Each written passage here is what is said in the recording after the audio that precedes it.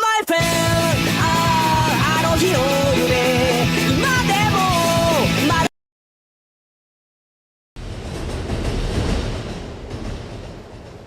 Okay, see that sign right there? Ehara was leaning on that before the incident. Yep, just like that. He was standing around searching for a victim. Ehara's the man in the cap and sunglasses.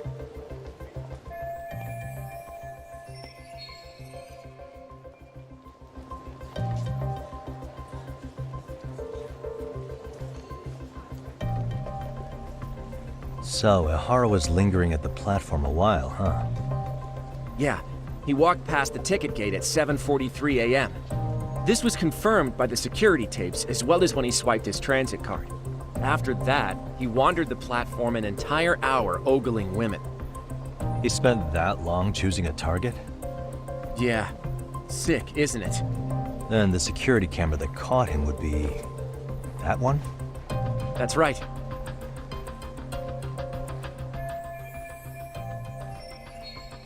Anyhow, at 9:06 a.m., Ehara finally honed in on his would-be victim.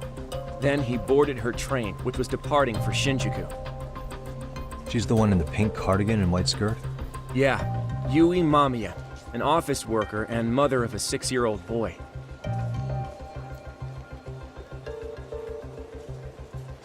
The two of them show up on the train's interior cam as well. According to the victim's statement, Ehara began by rubbing her posterior with the back of his hand. But it didn't stop there. After that, he put his hand up her skirt. Pretty sickening. I'm assuming he targeted someone shy, thinking she wouldn't resist. Makes me angry just thinking about it. The victim stated she was too scared to call for help, meaning she endured this for 6 minutes until the train reached its stop in Shinjuku. Can you send what you just showed me to my phone? Sure. Now let's head to Shinjuku Station. Then we can watch as the jerk gets busted. Even if we did defend him in court, an asshole's still an asshole. Looks like we're getting close to Shinjuku. The train's pretty light right now, but it was packed during the crime, right? Oh yeah, the car occupancy at that time of day can easily reach 180%. And Ehara should have been standing roughly where I am.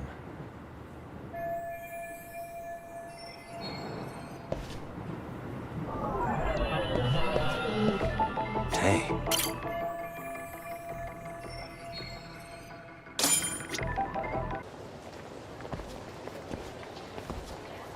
Ehara and Mamiya-san both exited the train and got onto the platform here.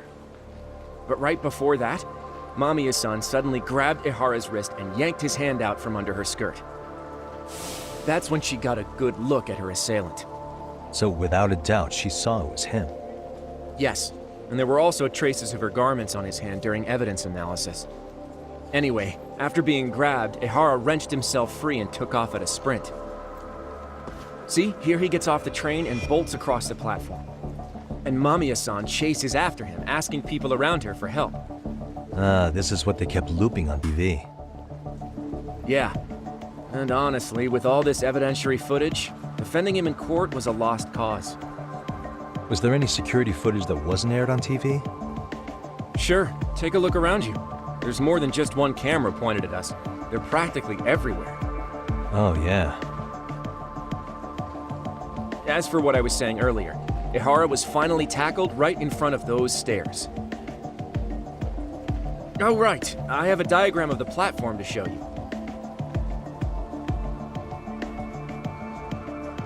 So Ehara gets off the train here, and then gets apprehended here. How far apart is that? Roughly 100 meters. Both he and the victim were weaving their way through the crowd. The whole scene was very chaotic. Even after Ehara was caught, the train was stalled 20 minutes until the area was deemed safe. Hey, you think we could get the positions of all these cameras and where they're pointing penciled in? Good idea. Let's check each camera's position as we walk over to where Ehara was detained.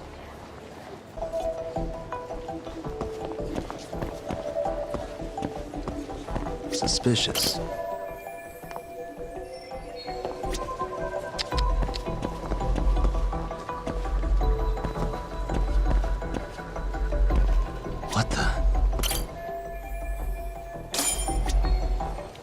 Okay, looks like we got all the cameras.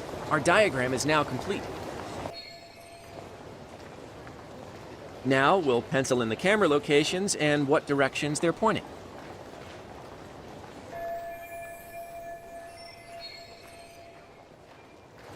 Suspicious.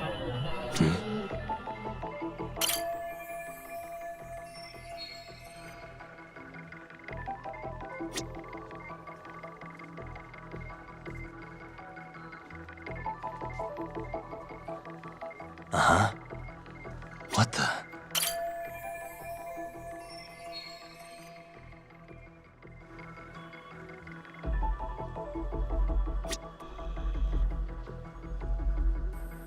Suspicious.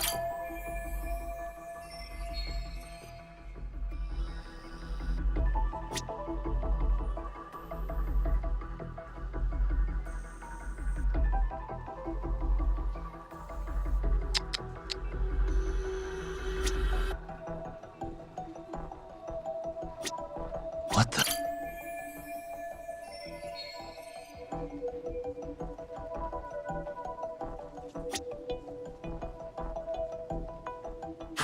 So this was the general situation when Ehara committed his crime. What do you think, Yagami-san? Anything of note? Do you think Ehara and Mamiya-san were riding the train pretty frequently? Oh yeah, Mamiya-san commuted by train. She was here every weekday. Same goes for Ehara, actually, but he was off that day. Supposedly he was going to see his wife, even though they're separated. Did he ever say why he wandered around the platform for an hour? He said the thought of his wife had him flustered and he couldn't force himself to board the train. He always had an excuse ready for anything you asked him, including the harassment charges. He pled not guilty, but the evidence said otherwise. There wasn't a single argument we could make in court to establish reasonable doubt. Safe to say he did it. But on the same day, he knew his son's bully would be murdered in Ijincho. Pretty clear it wasn't a spontaneous need to grab some ass. I agree. It's almost like all the commotion around the harassment might have been planned out. Maybe everything was, even down to getting captured. Yeah. You really played everyone by turning harassment into an alibi for murder. No matter how much evidence points to him as a killer, he can deny it with complete immunity. This is getting crazier by the minute. At the very least, he had something to do with it. Some connection. But I can't imagine he'll talk. Whatever his plan is, it's pretty clear Ehara is committed. To what? Getting revenge for his son? I think so. Who do you think his accomplices could be? Ehara's a veteran cop. Think maybe he knows how to hire an actual assassin? If so, he could have just paid for his revenge, right? Sure. But assassins cost an arm and a leg. He wasn't rich before all this, was he? No. He barely scraped up enough to cover his lawsuit against the school. Thought so.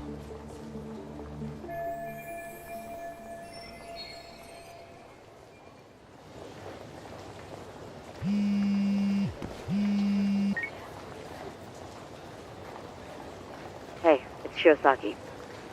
What's up, Saori-san?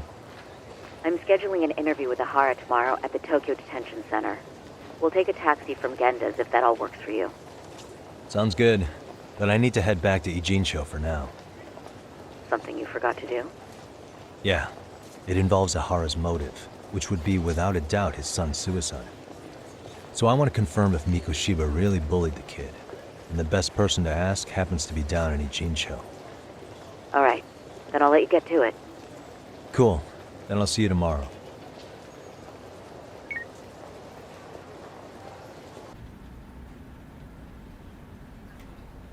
Got a minute?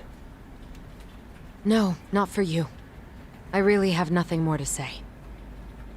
What if I told you it's looking more and more likely Ehara-san had a hand in Mikoshiba's death? Well, it doesn't concern me. Ehara-san believes Mikoshiba tormented Toshiro-kun so badly that he took his own life. But neither the third-party investigation nor the courts were on his side. So what's the truth here? You know, don't you? What really happened between Mikoshiba and Toshiro-kun? Why won't you tell me the truth? Why do you keep asking? I said I don't know! I'm going to the detention center tomorrow to get some answers out of Ehara-san. What? I saw where Mikoshiba was murdered. He endured no shortage of cruelty before he died. They tortured him, you know. They broke all his fingers before they slit his throat. No.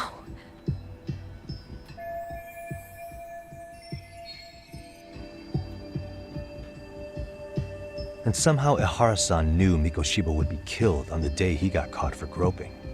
It's like he did it to prove he had nothing to do with the murder. But maybe that wasn't his real objective at all. Huh? I think he wanted to signal that he'd finally avenged his son. The body belongs to a guy named Hiro Mikoshiba. 4 years ago, this man took my son from me by driving him to commit suicide. If I'm gonna face him tomorrow, I can't go in without some ammunition. So, 4 years ago, did Mikoshiba bully Toshiro-kun or not? That's all I want to know. My answer won't change. There's no evidence Mikoshiba-kun did anything wrong. Are you sure about that? Take a look at this. That's...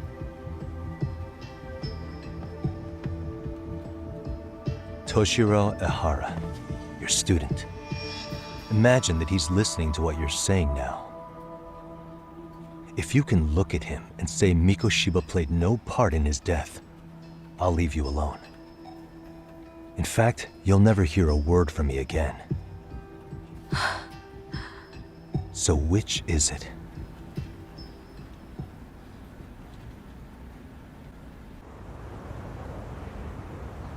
"4 years ago, not long after I'd transferred here to teach English.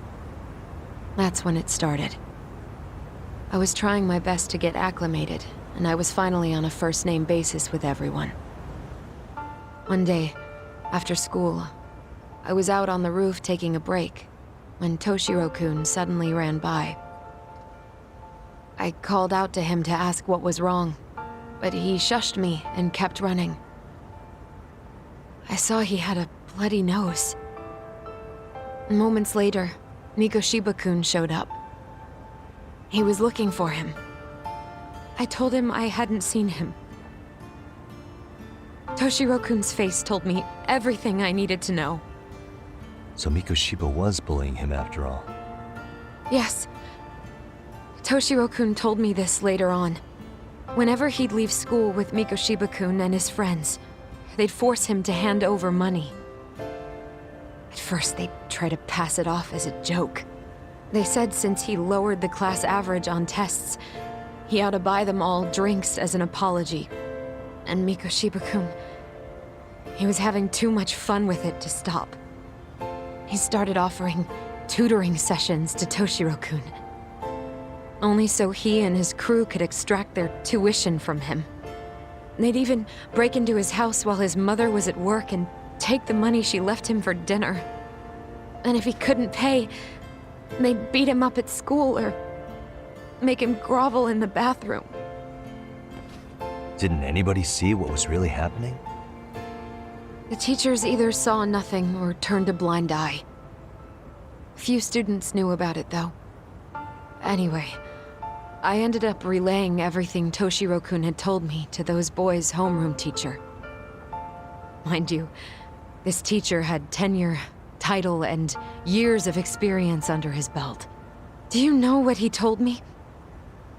He said not to cause a commotion because those boys were about to graduate. Why does that not surprise me? To be honest, it was hard to paint such an outwardly model student in a negative light. There was also no hard evidence to support Toshiro-kun's story. But someone still should have stepped in to help. If only I'd understood that at the time. You tried.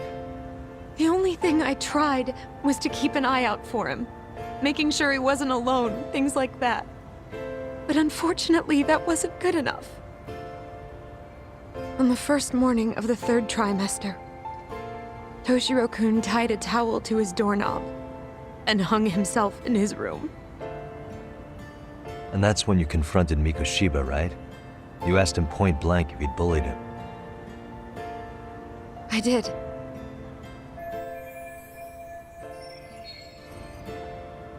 Mikoshiba-kun pretended to know nothing. He was more careful, shaken even, from then on. In all honesty, when I heard a third-party committee was investigating, I was hoping the truth would come out. Students were asked to fill out an anonymous questionnaire, and many of them wrote down exactly what they saw. Hold on. Didn't the court end up declaring there was no substantial evidence of bullying? How could they have said that with those questionnaires on hand? First of all, the committee never interviewed anyone directly.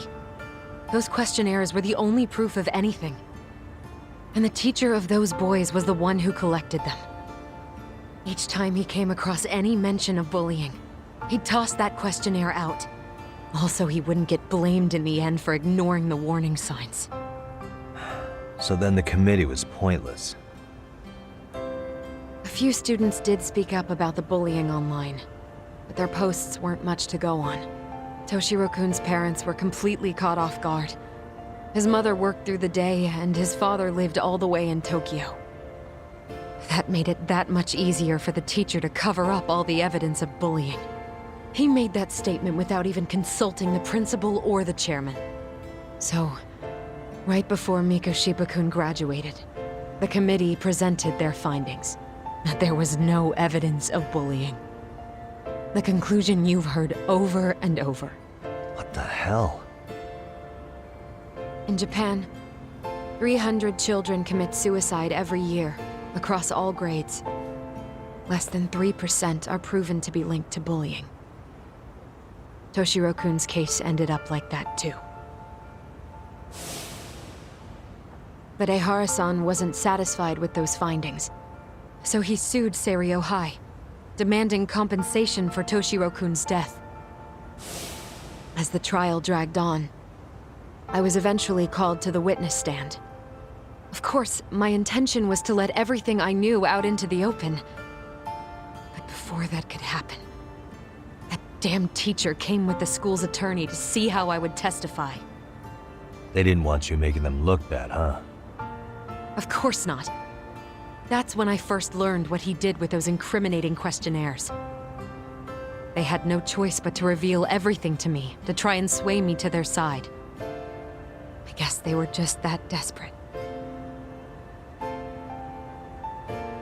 After all, I was the only adult who Toshiro-kun confided in. I don't think he'd spoken to his parents about it once. So yes, that's why there was never any objective evidence of bullying. It wasn't like I had a mind to record our conversations. And I hadn't personally witnessed it either. The school attorney saw fit to remind me that the law says innocent until proven guilty. And if I couldn't produce tangible evidence, then I shouldn't be accusing Mikoshiba-kun. So it was witness tampering? That is, they coerced you into false testimony? Yes. It must have been incredibly hard on you. What I should have done was told the truth regardless. But what else could I have really done for him? Some days I just don't know. As much as I've tried to convince myself I did everything I could for him, I can never fully believe it. So what happened to the teacher who covered all this up? He transferred to another school. To think he's still standing at a podium somewhere. That's unfortunate. Even so, I don't have the right to place the blame solely on him.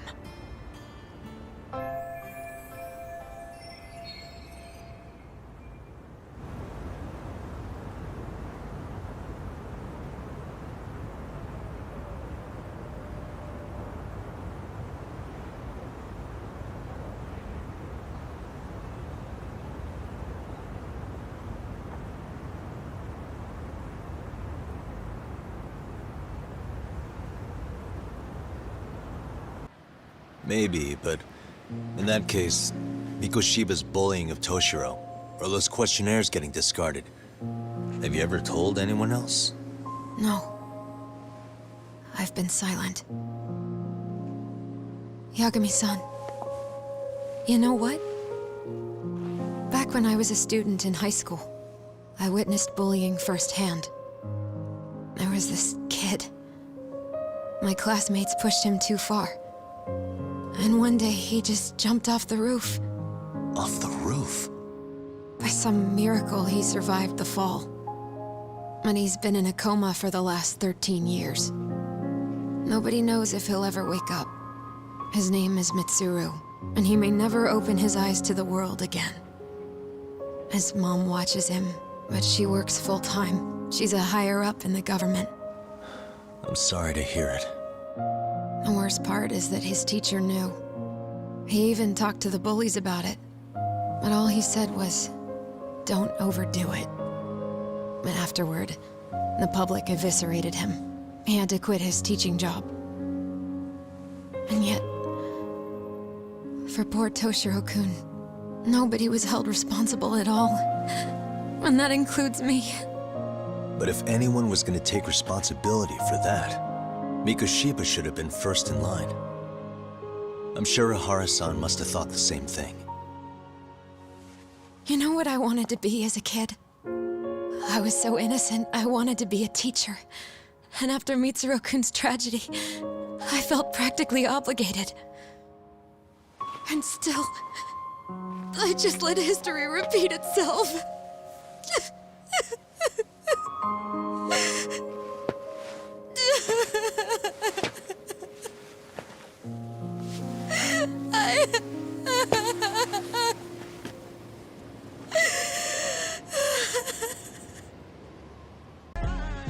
Funky like a monkey, that's crooked. I say I'm 1,000,000%. That is better than 100%.